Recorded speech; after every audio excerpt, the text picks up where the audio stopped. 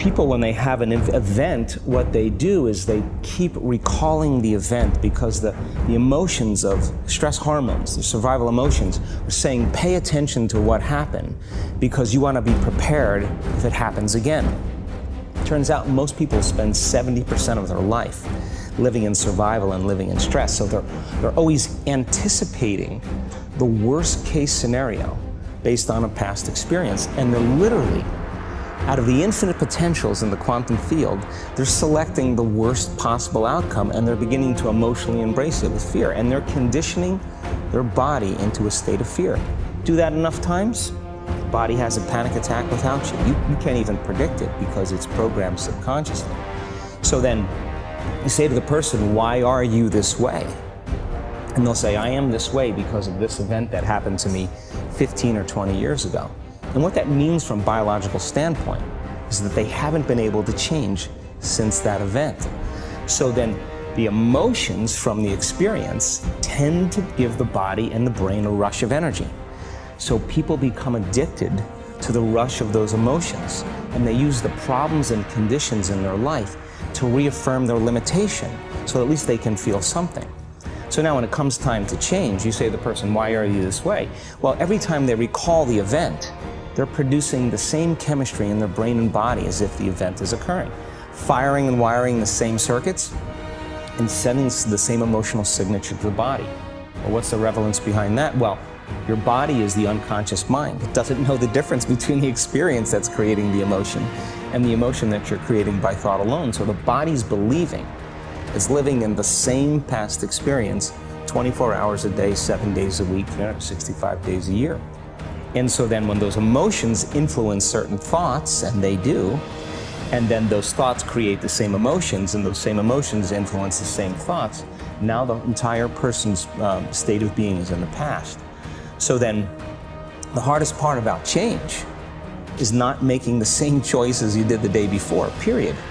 And the moment you decide to make a different choice, get ready because it's going to feel uncomfortable. The bigger thing is that we keep firing and wiring those circuits. They become more hardwired. So you have a thought and then the program runs. But it's the emotion that follows the thought. If you have a fearful thought, you're going to feel anxiety. The moment you feel anxiety, your brain's checking in with your body and saying, yeah, you're pretty anxious. So then you start thinking more corresponding thoughts equal to how you feel.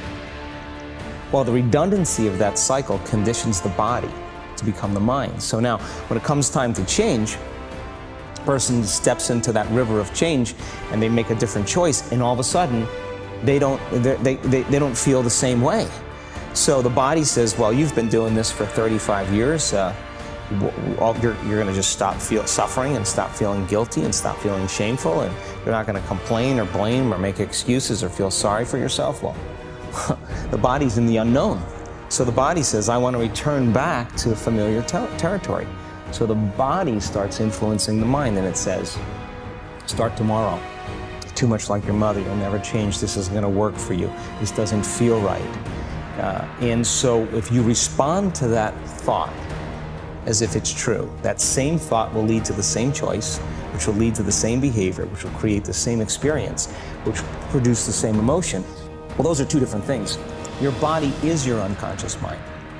In a sense, if you're sitting down and you start thinking about some future worst-case scenario that you're conjuring up in your mind, and you begin to feel the emotion of that event, your body doesn't know the difference between the event that's taking place in your world, outer world, and what you're creating by emotion or thought alone.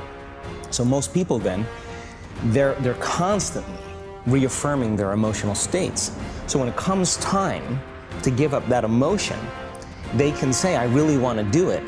But really the body is stronger than the mind because it's been conditioned that way. So the servant now has become the master. And the person all of a sudden, once they step into that unknown, they'd rather feel guilt and suffering because at least they can predict it. Being in the unknown is a scary place for most people because the unknown is uncertain. And people say to me, well, I can't predict my future. I'm in the unknown, and I always say the best way to predict your future is to create it. Not from the known, but from the unknown. What thoughts do you want to fire and wire in your brain? What behaviors do you want to demonstrate in one day? The act of rehearsing them mentally, closing your eyes, and rehearsing the action